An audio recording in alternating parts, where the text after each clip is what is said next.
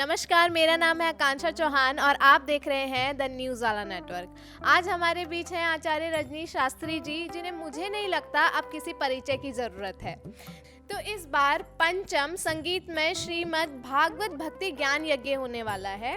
तो आज हम गुरुजी से ये जानेंगे कि इस बार का जो ये ज्ञान भक्ति यज्ञ है, ये पहले 4 यज्ञों से कैसे अलग है और इस बार के यज्ञ में क्या विशेष होने वाला है। तो सबसे पहले नमस्कार आचार्य जी, कैसे हैं आप? जी नमस्कार, सभी दर्शकों को बहुत बहुत शुभकामनाएं, अभिवादन। देखिए, आपने बहुत ही अच्छा क्वेश्चन किया, प्रश्न किया है कि भागवत कथा हर बार होती है। इस बार जो यज्ञ शब्द आया है, आपने कहा कि यज्ञ किस प्रकार से इसका डिफरेंस है या किस प्रकार से ये अलग होगा। देखिए, सबसे पहले मैं आपको बताना चाहूँगा कि भगवान का नाम, जीवन में कोई भी चीज़ ऐसी नहीं है जो हर पल हमें आनंद दे। हर चीज़ की सीमा या मर्यादाएं सीमित हैं। यदि आपको मीठा पसंद है तो आप कितना खाएंगे? आपको मान लो रसगुल्ला पसंद है, आप 1 2 3 के बाद इनफ। सर्दियों में आपको हीटर बड़ा अच्छा लगेगा, गर्मियों में आपको एसी अच्छा लगेगा। लेकिन यदि विपरीत कर दिया जाए, सर्दियों में एसी चला दिया जाए और गर्मियों में हीटर चलाया जाए, तो आपको उन चीज़ों से घृणा होने लगेगी। तो यानी कि हर चीज़ की सीमा तय है। लेकिन एक भगवान का नाम ही ऐसा है जिसको जब भी आप लेंगे आपको आनंद का ही अनुभव होगा। कभी भी मंदिर जा कर के आपको ये नहीं लगेगा कि आज आनंद नहीं आया है। तो भगवान की कथाएं आप जितनी भी बार सुने, उतनी ही बार आपको आनंद और परम आनंद की अनुभूति होती है। और जैसे आपने कहा कि यज्ञ, यजन करना ही यज्ञ कहलाता है। यजन अर्थात प्रयास करना, और हम प्रयास करते हैं भगवान की ओर जाने का, अध्यात्म की ओर जाने का, अपने आप को समझने का। या जो यज्ञ होता है, यजन करना होता है, प्रयास करना होता है। क्योंकि जीवन में हम सब लोग क्या कर रहे हैं, अपने लिए सोच नहीं पाते कि हम कौन हैं, किस लिए आए, हमने क्या करना है। ये जो विषय है, इस विषय के विषय में हम अनभिज्ञ रहते हैं और सारे जीवन ऐसे करते करते शाम होती है, सुबह होती है, शाम होती है और जिंदगी यूं ही तमाम होती है। तो ये जीवन ऐसे ही चला जाता है। गुरुजी, हमने यज्ञ सुना है, यज्ञ करते हैं, हवन करते हैं, मंत्र उच्चारण कर देते हैं और यज्ञ हो जाता है। लेकिन यहाँ पर लिखा है भक्ति ज्ञान यज्ञ। तो ये भक्ति ज्ञान यज्ञ दूसरे यज्ञ से कैसे अलग है? देखिए, अंग्रेजी में कहावत आती है कि practice makes the man perfect. हमारे यहाँ आता है करत करत अभ्यास जड़मत हुई सुजान। एक बच्चा स्कूल में कभी उसको जाने की आदत नहीं होती है, तो हम उसे प्ले में डालते हैं, उसे आदत बन जाती है। आदत बनने के साथ उसके क्लास से स्टार्ट होती हैं, LKG UKG, फिर वो नर्सरी में आता है। तो इसी प्रकार से उसकी क्लासें बढ़ती जाती हैं। उसी प्रकार से पहले हम भगवान के नाम को सुनने, पहले हम केवल कोशिश करते हैं कि भक्तों को बुलाया जाए। सत्संग सट सुध रही सत्संगत आई, पारस परस कुदात सुआई। क्योंकि सत्संगत में यदि दुष्ट भी व्यक्ति बैठा है तो उसका भी हृदय परिवर्तन होता है। पहले हम अभ्यास कराते हैं आने का, जैसे उसे अभ्यास हो जाता है फिर हम कुछ पढ़ाने का प्रयास करते हैं, और जैसे पढ़ने लगता है उसकी क्लासें बढ़ती जाती हैं। तो जब हम क्लासें बढ़ती जाती हैं, यानी कि वो यज्ञ कर रहा है, जैसे वो उसके धीरे धीरे उसके हृदय में भक्ति का जो भाव है, वो अंकुर जो है वो फूटने लगता है। और जब वो भक्ति उसके अंदर प्रफुल्लित हो जाती है, उसकी एक अवस्था हो जाती है, तो निश्चित रूप से वह भगवान को प्राप्त करने के लिए वो जो यजन है, वो जो प्रयास है, वो करने लग जाता है। और इसी का नाम यहाँ पर यज्ञ कहा गया। तो जैसे गुरुजी, श्रीमद् भागवत कथा होने वाली है, तो आजकल मॉडर्न ज़माना है, तो लोग ज़्यादा आना नहीं चाहते हैं। जो आजकल का यूथ है वो भक्ति से थोड़ा अलग है। बस जो पुराने ज़माने के लोग हैं वही ज़्यादा जाते हैं ये भागवत कथा वगैरह में। तो आजकल के मॉडर्न जो ज़माना है, इसमें यूथ को आप कैसे समझाएंगे भागवत कथा? देखिए, क्या है कि हमारे जो शिक्षा है, जो भारतीय संस्कृति है, संस्कार है, और वो कहा गया है कि बिलीव इन द बेस्ट। जब आप बिलीव करना सीखते हो तो आपको जीवन में बेस्ट प्राप्त होता है। आप कितने भी उच्च पद पर चले जाएं, आप कहीं भी बैठ जाएं, आप गूगल के CEO हो जाएं, आप राष्ट्रपति बन जाएं, वहाँ भी आपको ब्लेसिंग की आवश्यकता होती है। एक डॉक्टर जो बहुत अच्छा डॉक्टर है, ट्रेंड है, वो कह देता है operation is successful, but after 5 minute is that. तो ये क्या है? यानी जो भगवत कृपा, यानी जो ये सर्वज्ञ है, ये जो हरिव्यापक सर्वर्थ समाना प्रेम से प्रकट हुई में जाना, तो हम जो भगवान है वो सर्वर्थ व्यापक है, उसे आप किसी भी रूप में मान सकते हैं। जिस प्रकार से हमारा हाथ है और हाथ की उंगलियां हैं, लेकिन सबका जो मूल स्थान है वो हाथ ही है, उसी प्रकार से मानने की जो अवधारणा है वो अलग अलग हो सकती है, लेकिन जो मार्ग है सन्मार्ग का एक ही है। और यूथ निश्चित रूप से अब जागरूक भी हो रही है, विशेषता बहुत ही जागरूक हो रही है, और हम प्रयास करते हैं यूथ को उसकी भाषा में ही समझाने का प्रयत्न करें।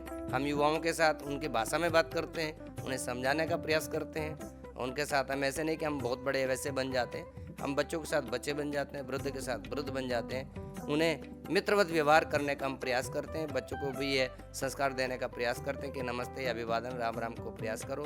अपने जो लड़कियां हैं उन्हें भी हम समझाने का प्रयास कर रहे हैं कि जो व्यवस्थाएं एक फिल्मों के माध्यम से लॉर्ड मैकाले की पद्धति से जो शिक्षा का भी सत्यानाश इस देश के अंदर हुआ है, हम प्रयत्न कर रहे हैं, उसमें भी हमारा भरसक प्रयास है अपने यूथ को जोड़ने का, अपने धर्म और संस्कृति को।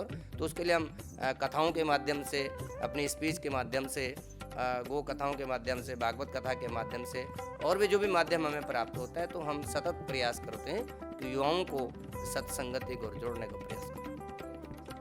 तो गुरुजी ये बताइए, जैसे कुछ लोग होते हैं श्रीमद् भागवत कथा और भगवत गीता को कंबाइन कर देते हैं, मिक्स मैच कर देते हैं, तो इसमें क्या डिफरेंस है श्रीमद् भागवत कथा में और भगवत गीता में? देखिए श्रीमद् भागवत, देखिए इसमें वैसे तो बहुत लंबा विषय है, उसमें पूरा 1 दिन का, 2 दिन का, 5 दिन का भी स्पीच चल सकता है, लेकिन मैं आपको बहुत ही संक्षिप्त रूप से बताऊंगा। श्री सते लक्ष्मी से पत्न्याम, श्री जो है वो लक्ष्मी जी है, श्रीमद् भागवत। और भागवत का जब आप ज्ञान सुनते हैं तो भय से है, भय से जो है भागवत कथा, ये भक्तों के द्वारा भगवान के लिए गाई गई स्तुति है, उनके चरित्रों का अनुवादन है, भगवान के अवतारों की कथा, उनकी लीलाओं का वर्णन है श्रीमद् भागवत के अंदर। और भक्ति ज्ञान वैराग्य, जब भक्ति जागृत होती है तो ज्ञान मिलता है, और ज्ञान मिलता है तो वैराग्य भी उत्पन्न होता है। जब तक आपके हृदय में भक्ति नहीं है तब आपको ज्ञान नहीं हो सकता, और यदि ज्ञान नहीं है तो इस जीवन से वैराग्य कदापि उत्पन्न नहीं हो सकता। तो भक्ति के बिना जो ज्ञान का बीज है वो प्रफुल्लित नहीं होता, और ज्ञान के बिना आप वैराग्य धारण नहीं करोगे। आप संसार, इस नकली संसार में आप अपने आप को, जो नकली चीज़ें हैं उन चीज़ों के प्रति आपको सुखों की अनुभूति होगी, लेकिन जब आपको हृदय में ज्ञान का बीज अंकुरित होगा, प्रफुल्लित होगा, तो निश्चित रूप से जीवन की जो सच्चाई है, जो सत्यता है, वो आपके जीवन को प्राप्त होगी। तो जो भागवत में है, भागवत जी में सिर्फ भगवान जी के चरित्रों का अनुवादन है, भगवान की स्तुति है, और भगवत गीता भगवान के मुखारबिंद से कहे गए ज्ञान का वो बीज है जो हमारे जीवन को पूरा परिवर्तन कर देता है, जिसमें भगवान गीता के माध्यम से अर्जुन को वो दिव्य ज्ञान प्राप्त कराते हैं कि यदि सुनाने वाले भगवान हैं तो सुनने वाले भी अर्जुन हैं। यानी कि सुनने का जो क्वालिटी है वो आपके अंदर भी अर्जुन जैसी जब होगी, तभी भगवान आपको यह ज्ञान दे पाएंगे। तो भगवान के मुखारबिंद से जो कही गई वो श्रीमद् भागवत गीता है, और भक्तों द्वारा जो भगवान के लिए कहा गया वो श्रीमद् भागवत है। गुरुजी, ये भागवत कथा है जो वो 22 दिसंबर से शुरू होने जा रही है और 29 दिसंबर तक चलने वाली है। तो 22 दिसंबर को कलश यात्रा होने वाली है। तो कलश यात्रा में जो लोग जुड़ना चाहते हैं, जो लोग आना चाहते हैं, सम्मिलित होना चाहते हैं, तो वो कैसे सम्मिलित हो सकते हैं इसमें? देखिए सभी भक्तों का स्वागत है, जो भी लोग हमें देख पा रहे हैं, सुन पा रहे हैं, उन सभी को मैं बहुत बहुत साधुवाद देता हूँ और सभी का अभिनंदन करता हूँ कि आप आएँ, इस कथा के माध्यम से अधिक लोग आएँ, कथा का श्रवण करें। कलश यात्रा में जो माताएं बहनें कलश लेकर के चलती हैं रिद्धि सिद्धि के लिए, कलश को अपने शीश पर रखना, भारतीय संस्कृति में कलश जो है पूर्णता का प्रतीक होता है। और कलशस्य मुखे विष्णु कंठे रुद्र समासिता मूले तस्य स्थितो ब्रह्मा मध्ये मातृगणासिता। कलश के मुख में विष्णु जी, कंठ में रुद्र जी, मूल में ब्रह्मा जी का वास है। तो जो भी ऐसी मेरी माताएं बहनें उस कलश को अपने शीश पर धारण करती हैं तो उनके घर में रिद्धि सिद्धि के साथ ही मन में एक सकारात्मकता का जो भाव बोध होता है वो निश्चित रूप से बहुत अमूल्य है। तो आप सभी माताओं बहनों को सादर आमंत्रण है। हमारा नंबर आपके टीवी चैनल के माध्यम से हमारे बैनरों से लेकर के जहाँ भी होल्डिंग्स हैं या कुछ जहाँ भी प्रचार प्रसार हो रहा है तो वहाँ पर नंबर है। आप नंबर से सीधे हमारे नंबर पे, संस्थान के नंबर पे संपर्क कर सकते हैं और आ सकते हैं। गुरुजी, ये 25 दिसंबर को श्री कृष्ण जन्मोत्सव होने जा रहा है। तो श्री कृष्ण का जन्म तो जन्माष्टमी में मनाया जाता है, तो ये श्री कृष्ण जन्मोत्सव क्या है? देखिए, मैंने भी आपको क्या कहा कि हम कथाएं कई बार सुनते हैं, लेकिन हर बार आनंद का अनुभव हो, ऐसा भक्ति का बीज हमारे हृदय में होना चाहिए। और भगवान का जो जन्म है, जो अवतरित हुए हैं तो भगवान का जो यदा यदा धर्मस्य ग्लानिर्भवत भारत अभ्युत्थानम धर्मस्य तदात्मानं सृजाम्यहम्। ग्लानिर्भवत भारत, इस विश्व के अंदर कहीं भी जब धर्म की ग्लानि है, विप्रदेनु सुर संत हित लेन मनुज अवतार, जब भी कोई दीन दुखी की अत्याधिकता बढ़ जाएगी, जब भी कोई पाप का बहुत भार बढ़ जाएगा, तो भगवान स्वयं कहते हैं कि मैं अवतरित होऊंगा, मैं अवतार लूँगा। तो निश्चित रूप से हम भगवान के उन चरित्रों को बार बार स्मरण करते हैं, ध्यान करते हैं। तो उसी परिप्रेक्ष्य में जब भागवत कथा होती है, उनमें भगवान के विवाह के समेत उनके जन्म की कथाओं का वर्णन मंचन हम लोग करते हैं। उनके चरित्रों को, उनके शिक्षाओं को अपने युवाओं को देने का प्रयत्न करते हैं। तो उनके जन्म को जितने बार मनाया जाए उतनी बार भक्तों में उत्साह रहता है, आनंद रहता है, और उनके चरित्रों को अपने जीवन में उतारने का सभी लोग प्रयास करेंगे, ऐसा हमारा सार्थक प्रयास रहता है।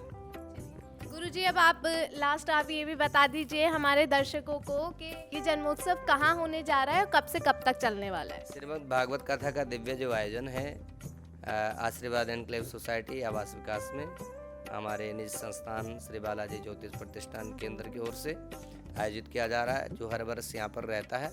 अन्यत्र भी हमारी कथाएं चलती रहती हैं, लेकिन यहाँ पर हमारा विशेषता साल में 6 महीने में ऐसा प्रयास रहता है कि सामूहिक रूप से करें, सभी लोगों को जोड़ने का प्रयास करें। और ये श्रीमद् भागवत कथा का जो समय है आशीर्वाद एनक्लेव सोसाइटी में 2 बजे से 5 बजे तक रहेगा, और उसमें हम भगवान की कथाओं के माध्यम से सबके जीवन में एक उमंग, तरंग, उत्साह और भगवान की भक्ति को जागृत करने का प्रयास करेंगे। तो आप सभी भक्तजन सादर आमंत्रित हैं। आपके चैनल के माध्यम से सभी को मैं बहुत बहुत साधुवाद देता हूँ, सादर निमंत्रण देता हूँ। आप सब लोग आएँ, कथा का आनंद लें और भगवान का आशीर्वाद प्राप्त करें। चलिए, बहुत बहुत धन्यवाद गुरुजी आपका। आपने अपना कीमती समय हमें दिया और बहुत अच्छी अच्छी बातें बताई हैं हमारे दर्शकों को और हमें। और आप सब और ज़्यादा इतनी अच्छी अच्छी बातें अगर जानना चाहते हैं तो आप कथा में सम्मिलित ज़रूर होइए। और तब तक के लिए हमारे साथ जुड़े रहें और देखते रहें द न्यूज़ वाला नेटवर्क। धन्यवाद। धन्यवाद गुरु।